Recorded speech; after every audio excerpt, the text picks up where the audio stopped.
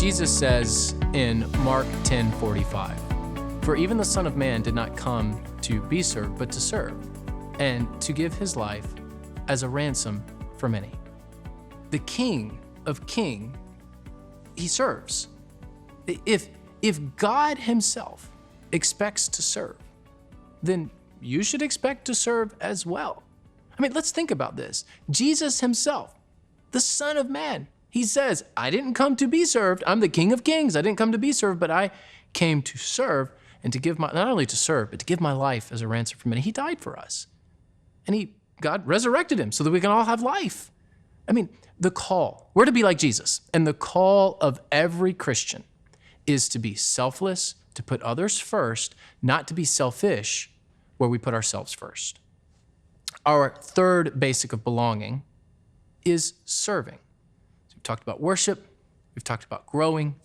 Now let's talk about serving. What do we mean by serving? Well, it's another big category, as all of these are. But in essence, when you serve, you are reaching outward beyond yourself. It's not about you. It's about sharing with others. It's about reaching others. It's about serving others. Now, I want you to note something at this point in all of these sessions. And I think it's important for us to talk about this. When you talk about church and doing church or being a part of a church or belonging to a church, it's like exercise. If you do church once or twice a year, it's gonna hurt. In the same way, if you exercise once or twice a year, you're gonna say, "That hurt, I didn't get much out of that." Church is the same way. But if you're in a regular rhythm and a regular pattern of worshiping and growing and serving, that's gonna lead to spiritual health.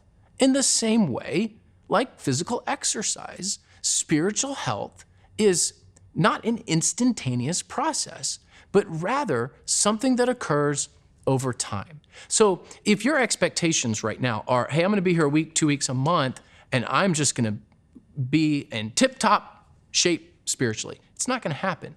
This is something that occurs over time. And it's something that takes time in your life. I mean, think about this. In 100 years, none of us will be here, but in 100 years, assuming Christ does not return, the goal of your church is to keep doing God's work.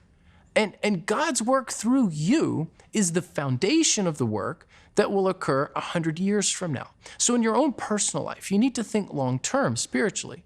And in the life of your church, you need to think long-term.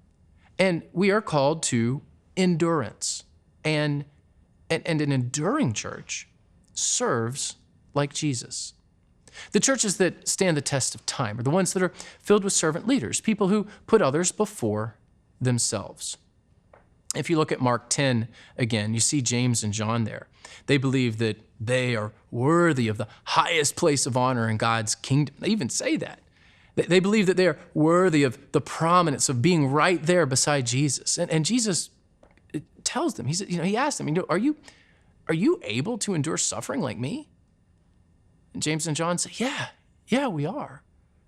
And Jesus responds to them. He says, you don't know what you're asking. You see, greatness in God's kingdom comes through serving. How did Jesus serve? He gave his life. And we've got to be willing to lay it all out there so others can hear the good news.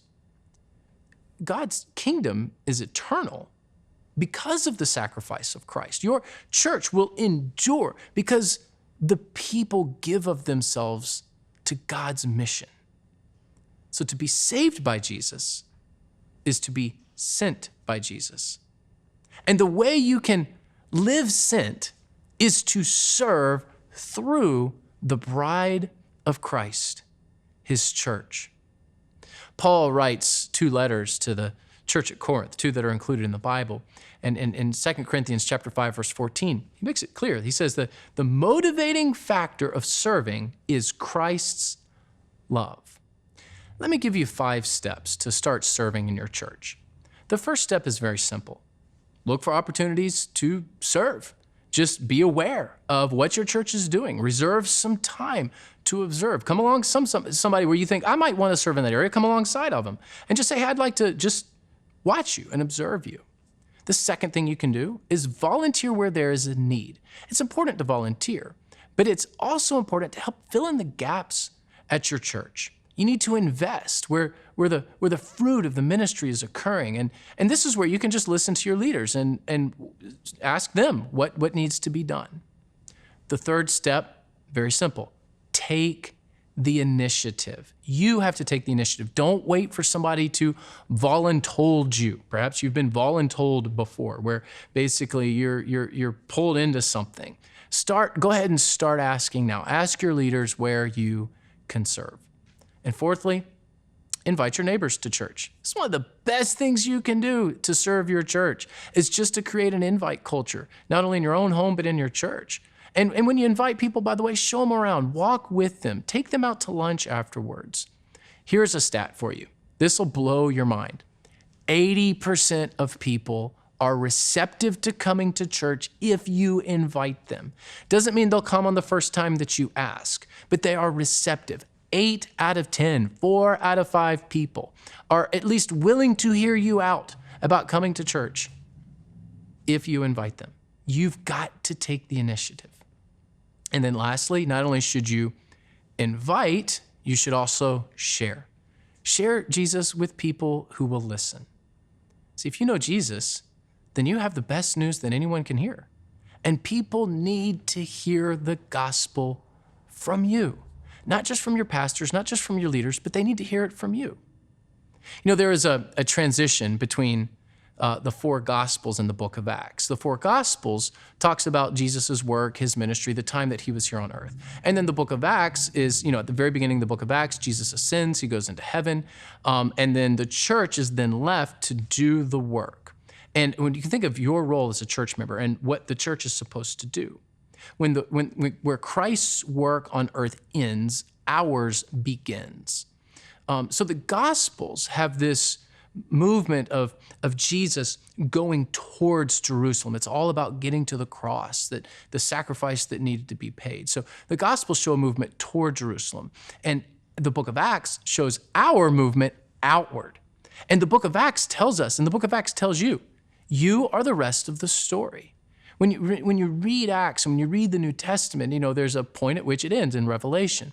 We are the ones who pick up. We are the ones who are the rest of the story. We're the ones completing the work of the church that began in the book of Acts. So as you serve in your church, you are doing God's work for Jesus. It's not really about you. Frankly, it's not even really about your church. It's about Christ himself. So we've walked through worship and spiritual growth and serving and reaching outward. In the next session, we're going to talk about giving. And we're going to set up another basic of belonging, where you need to honor God with your offering.